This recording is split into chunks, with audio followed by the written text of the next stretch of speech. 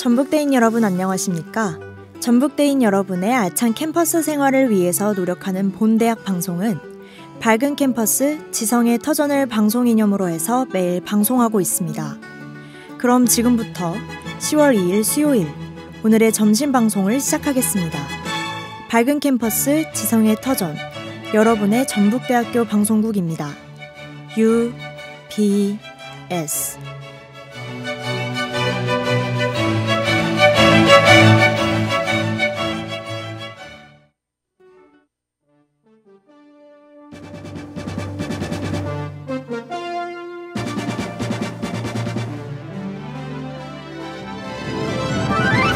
UBS 뉴스입니다.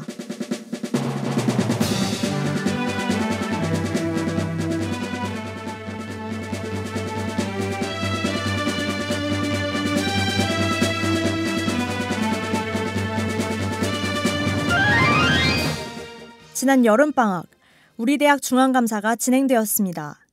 제51대 중앙감사위원회는 총학생회, 총동아리 연합회와 16개 단과대학 대표자들이 학생회비를 적재적소에 사용했는지 감사합니다. 작년 12월 1일부터 올해 6월 30일까지 각 대표자를 감사한 결과 단일계좌 사용 원칙을 위배하고 영수증을 60%도 채 확보하지 못한 예술대학이 경고 2회, 영수증 확보율이 95%에 미치지 못한 생활과학대학과 특성화 캠퍼스 환경생명자원대학이 경고 1회, 감사 당일 통장 원본을 준비하지 않은 농업생명과학대학이 경고 1회 처분을 받았습니다. 한편 중앙감사 준비가 미흡했던 치과대학은 지난 26일 특별감사가 진행되었습니다. 또한 이번에 처음으로 진행되는 2학기 특별감사는 10월 중에 진행되는 것으로 결정됐습니다. 중앙감사를 위해 각 대표자가 제출한 모든 자료는 누구나 열람 가능합니다. 최근 우리 대학 대학평의원회 비상대책위원회 이하 비대위는 지난 학기 개최된 전체 학생 대표자 회의에서 특별기구로서 인준을 받지 않은 상태로 조직되어 학생회비 300만 원을 받아 운영했으며 대학평의원회 학생 위촉 선발 과정에서도 별다른 공표 없이 임의로 진행해 논란이 일었습니다. 이에 이술 대학평의원회 비대위 위원장은 대학평의원회 비대위는 학생회 측에서 정하고 있는 기구들과는 성격이 맞지 않으며 학생회비 운영에 있어서는 상시적인 의결기구인 중앙운영위원회와의 상의에 따라 진행했다고 말했습니다. 또한 학생 위촉 선발에 관해서는 총 학생회에서 추천하는 재학생 5인으로 대학평의원회 운영규정에 따른 것이며 비대위 위원 4명과 대학 행정에 대해 잘 알고 있는 총학생회 사무국장을 선발했다고 답했습니다. 그리고 논란의 주요 원인은 불분명하고 미흡한 학생 회칙에 있다며 해당 부분의 개정을 중점적으로 논의 중인 것으로 밝혔습니다. 회칙이 미흡하더라도 학생회비를 받아 사용하는 기구인 만큼 그 과정에서는 논란의 여지가 없도록 명확하게 기준을 제시해야 하며 이는 반드시 지켜져야 할 것입니다. 이번 30일부터 10월 2일까지 3일 동안 구정문 알림의 거리에서 11시부터 4시까지 인권주간위원회에서 개최하는 인권주간행사가 진행됩니다. 제1회 인권주간행사는 학내에서 일어난 반인권적 문제에 대한 인식과 그 해결 방안을 모색하고 학내 인권문화의 성장과 정착을 위해 추진되었습니다. 최근 여러 논란거리가 알려지면서 학내 인권 신장이 중요한 문제로 떠올랐는데요. 우리 대학에서 처음으로 주최되는 인권주간이며 학내 인권 신장을 위해 학우분들의 많은 관심과 참여 바랍니다. 뉴스를 마칩니다. 담당의 홍사나입니다. 지금 시각은 1시 15분입니다. UBS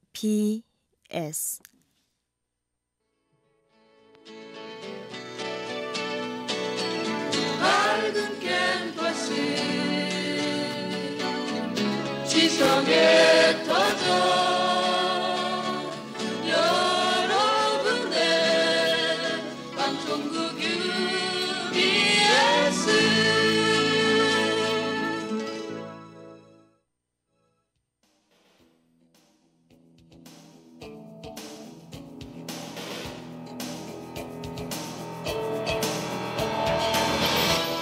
UBS 오피니언 시간입니다.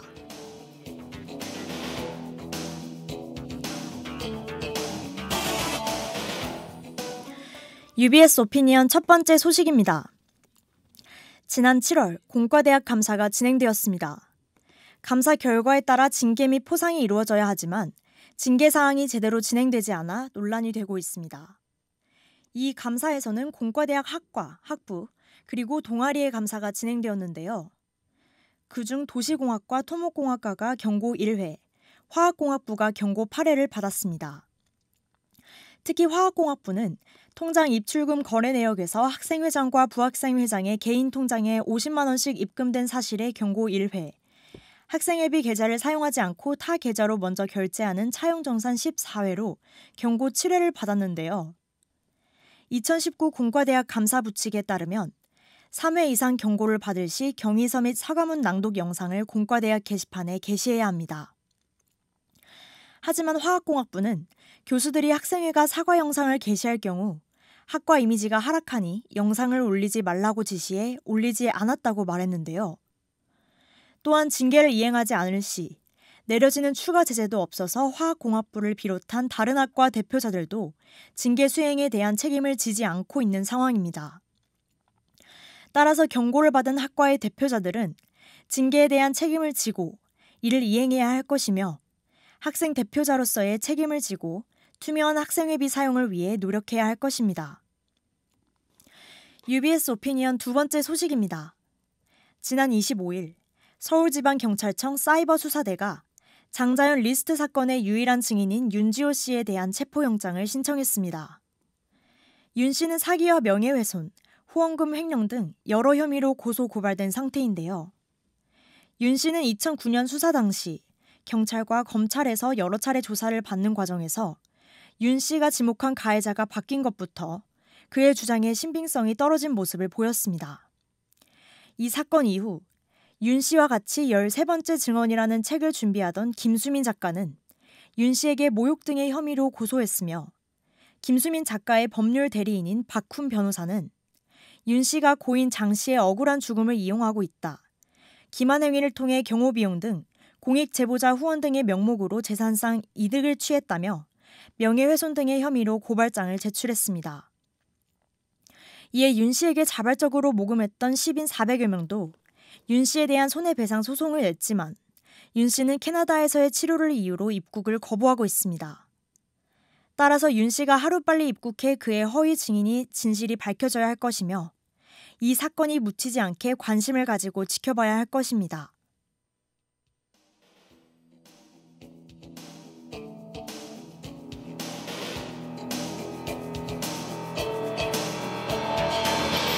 UBS 오피니언을 마칩니다.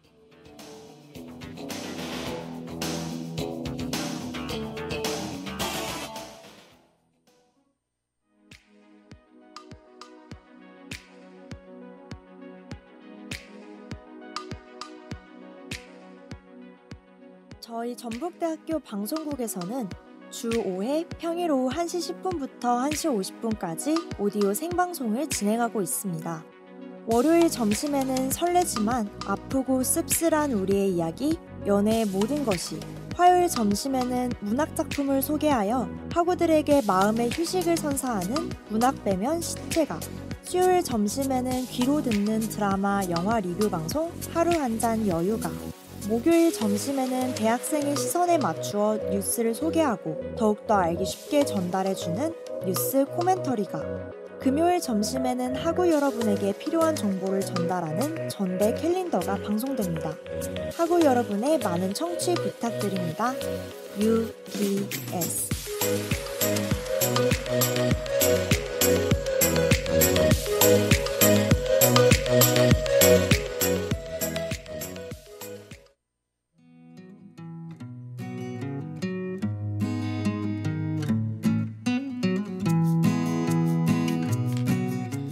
청취자 여러분 안녕하십니까? 여러분께 고단한 일상 속 잠깐의 여유와 휴식 시간을 제공해드리는 이번 주에 하루 한 잔 여유 시간이 돌아왔습니다. 하루 한 잔 여유 시간의 진행을 맡은 저는 아나운서 홍사나입니다. 점심 먹고 나른한 오후 시간이 되었는데요. 영화나 드라마를 좋아하는 많은 학우분, 이번엔 어떤 드라마나 영화를 볼지 고민하고 계신가요? 또 혹시 자기 전이나 수업 중간에 있는 공강 시간에 무엇을 하면 좋을지 고민하고 계시는 학우분들 있으신가요? 이런 고민을 하고 계신 분이라면 오늘 또 저희 방송 꼭 들으시길 바랍니다. 하루 한 잔 여유는 국내뿐만이 아니라 다양한 국가의 드라마나 영화를 줄거리, 인물, 삽입곡, 그리고 시청자들의 의견 한마디까지 소개해드리고 있는데요. 이렇게 드라마나 영화를 매주 다른 하나의 음료에 비유해 여러분들이 드라마나 영화의 특징을 쉽게 이해하고 기억하실 수 있도록 소개해드립니다. 곧바로 수업 들으러 강의실로 가기 전 저희 방송 듣고 많은 정보 얻어가시길 바랍니다. 방송을 청취하시면서 학우분들과 공유하고 싶으신 영화나 드라마가 있으시다면 페이스북 페이지나 카카오톡 플러스 친구에 전북대학교 방송국으로 메시지 보내주시면 방송에 적극적으로 참고해 소개해드리도록 하겠습니다. 이번 주 저희 하루 한 잔 여유에서 소개해드릴 드라마는 김은숙 극본, 연출 이응복의 미스터 선샤인입니다. 그럼 지금부터 드라마 속으로 출발해 볼까요?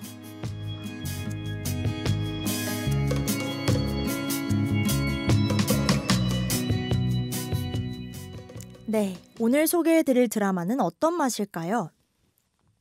미스터 선샤인은 고종 황제 시대를 배경으로 하고 1871년 신미양요 때 군함의 승선에 미국에 떨어진 한 소년이 미국 군인 신분으로 자신을 버린 조국, 조선으로 돌아와 주둔하며 벌어지는 일을 그린 드라마인데요.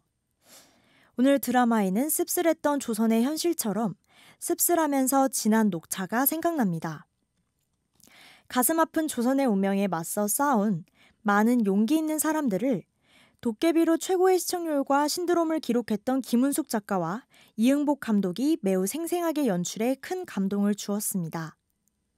또 미스터 선샤인은 드라마의 거장 김은숙 작가의 작품인 만큼 엄청난 가수들이 OST에 참여했는데요. 제가 오늘 소개해드릴 OST들도 많은 기대 부탁드립니다. 학우분들이 한 번쯤 시청하시면 좋은 드라마 미스터 선샤인에 대해 오늘 소개해드릴 예정이니까요. 여러분도 오늘은 저희 방송과 함께 따뜻한 녹차 한 잔 어떨까요? 오늘 방송 어떤 내용일지 궁금하시다면 지금부터 저희 방송 끝까지 집중해주세요. 먼저 드라마 소개부터 시작합니다.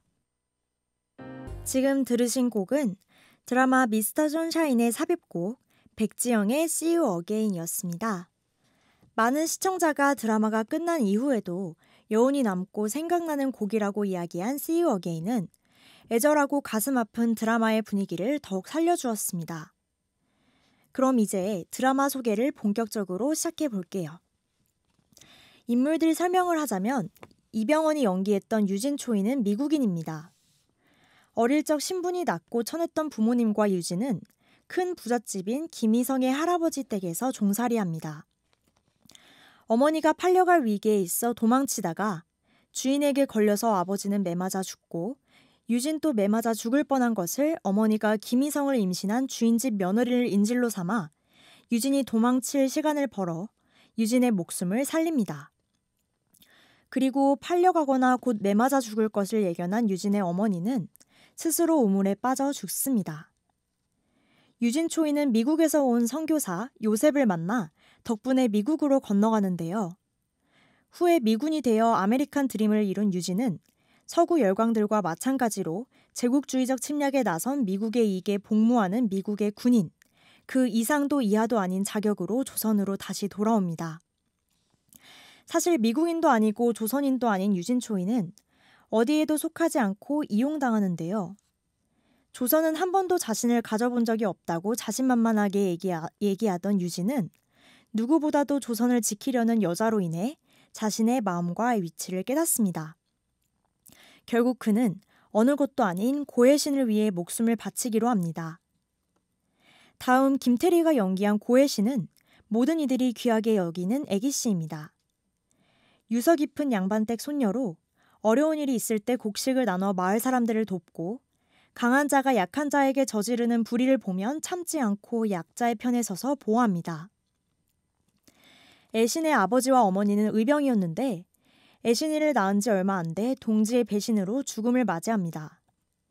그리고 그저 따뜻한 보호와 편안함 속에서 한떨기의 꽃이 될 수 있었지만 불꽃으로 환하게 지겠다는 애신이는 자신도 비밀리에 의병 활동을 합니다. 이로 인해 애신이는 손에 총을 잡고 지붕 위를, 산 위를 뛰어다닙니다. 또한 할아버지 때 약속으로 애신은 김희성과 정혼한 사이입니다. 김희성은 애신이와 마찬가지로 부잣집 도련님이고 할아버지 아버지의 못되고 인정 없는 성품을 담지 않고 이를 부끄러워할 줄 아는 사람입니다. 희성의 할아버지는 희성을 일본에 유학을 보냈고 희성은 정혼이 싫어 오랫동안 돌아오지 않았습니다. 그러나 한국에 돌아와 정혼자인 애신이를 담장 너머로 보게 되고 애신이에게 반하게 되는데요. 그래서 이미 돌아선 애신이의 마음을 돌리고 싶어 합니다. 그러나 후에 희성은 유진과 얽힌 자신의 조부 이야기를 알게 되면서 조부의 최고의 선물이었던 정혼을 포기함으로써 자기 조부와 부모가 어린 노비, 유진에게 지었던 죄에 대해 속죄하고 진정으로 마음에 품은 애신의 사랑과 행복을 빌어주며 눈물을 흘립니다. 또한 희성은 애신의 의병 활동을 알게 되고 그녀의 굳은 의지와 뜨거운 애국심에 자신의 모습을 반성합니다. 그리고 무용하지만 아름다운 것들을 쫓던 그가 잔인한 외세와 무능력한 조선의 조정에 의해 짓밟힌 조국의 아름다운 미래를 위해 자신이 할 수 있는 일을 깨닫고 일본의 부당한 통치와 탄압을 글로써 알리고자 신문을 발간합니다. 후에 일본의 민족 말살 통치로 언론 검열 및 탄압을 받고 희성은 결국 죽음을 맞이합니다. 진정성 있는 반전 모습을 보여준 희성이라는 인물이었는데요. 극중에서 희성 특유의 능글능글함으로 유진초이와 구동매와의 케미도 보여줍니다. 이 셋의 케미를 시청자들은 바등조 케미라고 부르는데요. 왜 이런 이름을 붙였는지 궁금하시다면 꼭 한번 시청해 보시기 바랍니다. 네, 하현상의 바람이 되어 듣고 오셨습니다. 저는 이 노래를 들으면 미스터 선샤인을 보고 가슴이 먹먹했던 것이 떠오르는데요. 구슬픈 선율과 하현상의 음색이 어우러져서 더 그런 느낌을 줍니다. 그럼 다시 인물 설명을 이어가 볼게요. 유연석이 연기했던 구동매는 천안 백정 출신으로 그와 마주치면 사람들은 기겁했고 비껴가면 침을 뱉었습니다. 양반의 횡포보다 천민이 천민에게 부리는 행패가 더 잔인했고 백정의 아들이었던 동매에게는 조선 어디에도 더 나은 세상은 없었습니다. 동매는 스스로 조선을 버리고 일본으로 건너가 칼을 다루는 낭인들을 따라 떠돌았고 무신회에 들어가게 됩니다. 그날부터 동매는 어느 곳도 자신의 나라가 아니었고 자신이 속한 곳은 바로 무신회였습니다. 무신회의 이익과 세력 확장이 가장 우선이었죠. 이랬던 동매가 조선에 돌아온 이유는 자신에게 경멸도, 멸시도, 두려움도 없었던 어렸을 적 애신 아기 씨의 따뜻한 호의 때문이었는데요. 조선 땅에 돌아와서는 부모의 원한을 갚기 위해 조선의 민초들에게 칼을 휘두릅니다. 백정으로 태어난 서름으로 첫 발을 잘못 디딘 동매는 이런 잔인한 면도 있었지만 의병들을 만나면서 조금씩 변모해 갑니다. 다른 한편으로는 가슴 아프고 애절한 짝사랑을 하는 동매의 모습이 많은 시청자의 마음을 울렸는데요. 동매는 결국 애신을 위해 애신이 사랑하는 조국을 위해 몸을 바칩니다. 이어서 김민정이 연기했던 쿠도이나는 일본 앞잡이인 이완익의 딸인데요. 어머니의 죽음에 냉정했던 이완익을 매우 싫어합니다. 이완익 때문에 일본인 영감과 결혼을 했고 남편이 죽은 후에는 조선으로 돌아와 호텔 글로리를 운영합니다. 구동매와 친하고 김희성, 유진초이가 그녀의 호텔에 묵게 되면서 그들 세 남자의 애신에 대한 보호와 아끼는 마음을 알게 되고 그들에게 도움을 주는 역할입니다. 또한 애신이와도 서로 돕는 관계에 있습니다. 드라마 속 조선 최고 호텔 주인으로 경제적 부와 신분적 안전을 누릴 수 있었던 쿠도이나이지만 모든 조선인의 원수를 아버지로 둔 태생적 결함에서 벗어날 수 없었던 희나의 운명이 굉장히 마음 아팠는데요. 이에도 불구하고 친일 반민족인 아버지에 맞서 조국을 돕는 인물이라고 할 수 있습니다. 이처럼 새로운 문물들이 들어오고 많은 제국의 침략 야욕으로 혼란스러운 격변의 시기에 조선계 미국인, 지식인, 백정, 사대부의 손녀, 천일 반민족의 딸, 이런 다양한 인물들의 관점에서 바라본 조선을 그리고 있습니다. 이들뿐만 아니라 사대부들의 행보, 조선 황실의 대처, 친일 반민족 세력의 활동, 일반 백성들의 저항 등 우리는 이 드라마 속에서 이 시기의 많은 측면을 바라보면서 내가 이 시대에 살았다면 난 어떤 모습을, 어떤 행동을 하고 있었을까 생각해 보도록 만듭니다. 여러분도 이 드라마와 함께 조선의 격변기를 느껴보면서 대한민국이라는 나라가 있기까지 어떤 노력이 있었는지 감상해 보시면 좋겠습니다. 그럼 노래 하나 듣고 올까요? 네, 이수연의 소리 듣고 오셨습니다. 애신과 유진의 사랑 이야기처럼 맑고 담백하지만 슬픈 노래였습니다. 저희는 미스터 선샤인의 인물들을 만나보았는데요. 그럼 이어서 미스터 선샤인의 캐릭터에 대한 모티브를 제공한 실존 인물들에 대해 알아보겠습니다. 고혜신의 할아버지인 고사홍 대감 캐릭터에 대해 일부 모티브를 제공했을 것으로 보이는 실제 인물은 1858년 안동에서 태어나신 석주 이상룡 선생입니다. 석주 이상룡 선생은 당대 최고 명문대가의 후예이자 정통 유학자로서 학문에 정진해온 당대 영남학계 유학자의 거목이었습니다. 석주 이상룡 선생은 경술국치 다음 해인 1911년 식솔들을 이끌고 만주로 건너가 신흥무관학교를 설립하여 독립군 양성에 힘쓰고 대한민국 임시정부의 초대 국무령을 지낸 분입니다. 선생은 당대 최고의 정통 유학자였음에도 공자와 맹자는 나라를 되찾은 뒤 읽어도 늦지 않다라는 신념 아래 1910년 조상의 위패를 땅에 묻고 노비 문서를 불태워 집안의 노비들을 해방한 뒤 모든 가산을 처분하여 만주로 건너가 여생을 독립운동에 바쳤다고 합니다. 이상룡 선생의 가문에서는 선생 외에 4대에 걸쳐 9명의 독립운동가가 나왔고 처가와 사돈 때까지 합하면 40여 명의 독립운동가가 배출되었다고 하네요. 일제강점기 동안 항일 독립운동의 성지 역할을 해온 석주 이상룡 선생의 생가인 임청각을 철거하려는 일제의 시도가 여러 차례 있었으나 주민들의 격렬한 반대로 무산되었는데요. 일제는 항일 독립운동의 기운과 맥을 끊고자 임청각 마당 한가운데를 가로지르는 중앙선 철기를 내는 만행을 저질렀습니다. 미스터 선샤인에서 이완익이 고사홍 대감의 저택에 철기를 내겠다며 난동을 부린 에피소드는 독립운동의 정신적 지주였던 이상룡 선생의 생가에 중앙선 철로를 뚫은 일제의 만행에서 모티브를 따온 것으로 보입니다. 1932년 돌아가시기 전 이상룡 선생은 의로움과 생명 두 가지를 다 가질 수 없을 때에는 의로움을 택하라라는 유지를 남기셨다고 합니다. 또 제물포 산사 전투에서 있었던 애신의 큰 어머니인 조씨 부인의 활 쏘는 장면이 굉장히 인상 깊었는데요. 조선 최초의 여성 의병인 윤희순 의병장이 연상되어 가슴이 뜨거워졌습니다. 구한말 일제의 침략에 맞서 안사람 의병단을 결성했던 강원도 출신의 윤희순 의병장도 경술국치 후 만주로 건너가 독립운동에 헌신했고 독립운동가였던 장남 유돈산의 피살에 항거하며 단식을 하다 처절하게 생을 마감했다고 합니다. 비록 윤희순 의병장이 손에 잡은 무기가 활은 아니었지만 고사홍 대감의 유지를 받아 만주로 옮겨가 항일 구국투쟁에 헌신하게 된 조씨 부인에게서 실존했던 윤희순 의병장과 같은 항일 구국 여성지사의 뜨거운 열정이 느껴져서 가슴이 뭉클했던 것 같습니다. 그럼 노래 한 곡 듣고 오겠습니다. 네, 멜로망스의 좋은 날 듣고 왔습니다.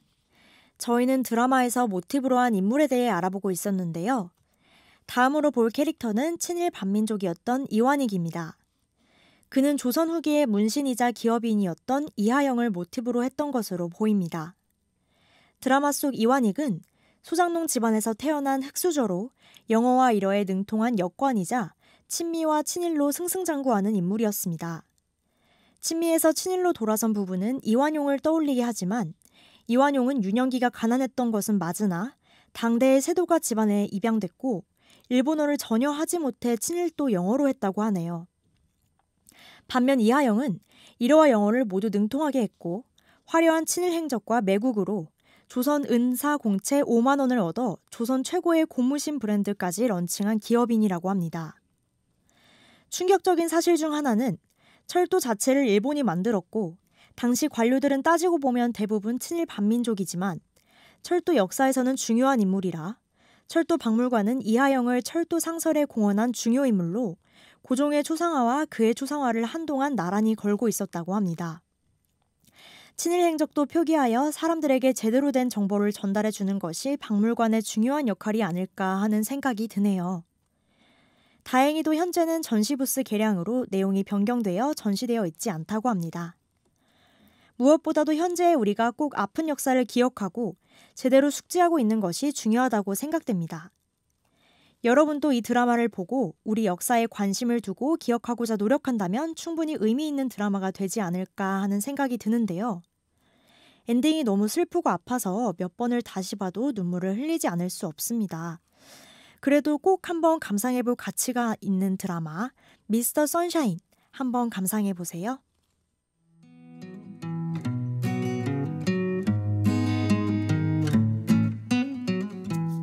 지금까지 김은숙 극본, 이응복 연출의 미스터 선샤인을 소개해 보았습니다. 개인적으로 제가 너무 좋아하는 작가이기도 하고 연출력도 엄청나서 정말 아끼는 드라마 중 하나인데요. 이 드라마의 명대사 하나 읽어드리고 마무리할까 합니다. 애신이 드라마 끝에서 한 대사인데요. 눈부신 날이었다. 우리 모두는 불꽃이었고 모두가 뜨겁게 피고 졌다. 그리고 또다시 타오르려 한다. 동지들이 남긴 불씨로. 나의 영혼은 여직 늘지 않아서 작별 인사는 짧았다. 잘 가요 동지들.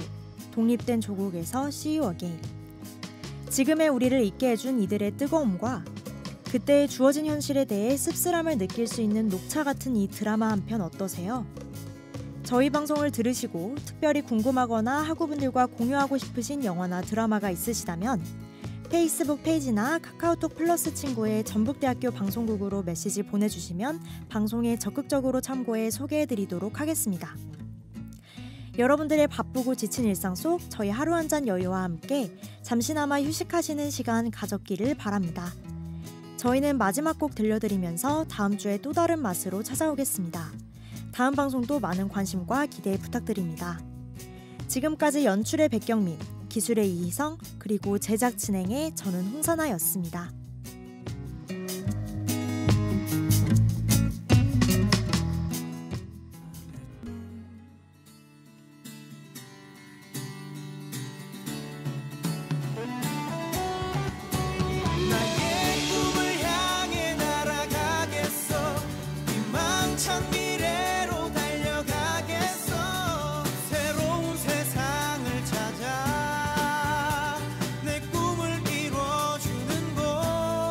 전북대학교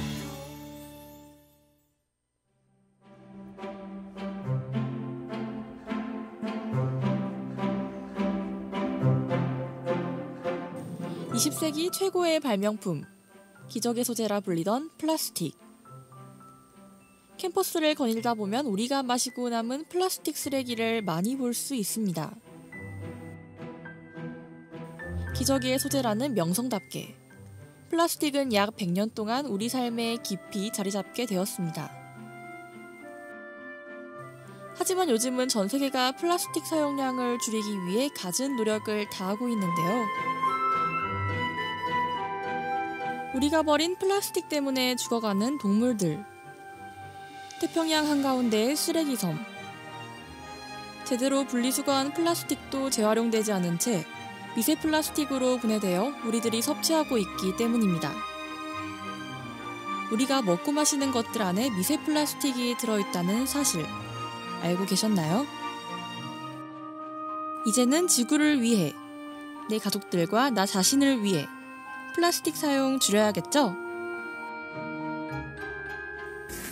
전대인, 플라스틱 쓰지 마. 일상에서 플라스틱 사용을 줄이는 가장 쉬운 방법.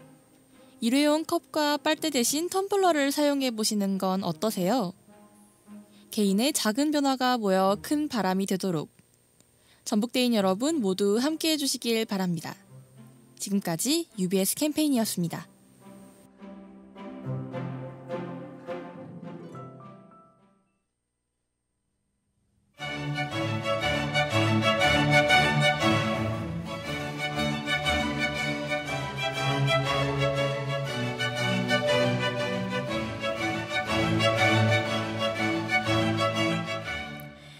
이상으로 10월 2일 수요일 오늘의 점심 방송을 모두 마치겠습니다. 밝은 캠퍼스 지성의 터전 여러분의 전북대학교 방송국입니다. UBS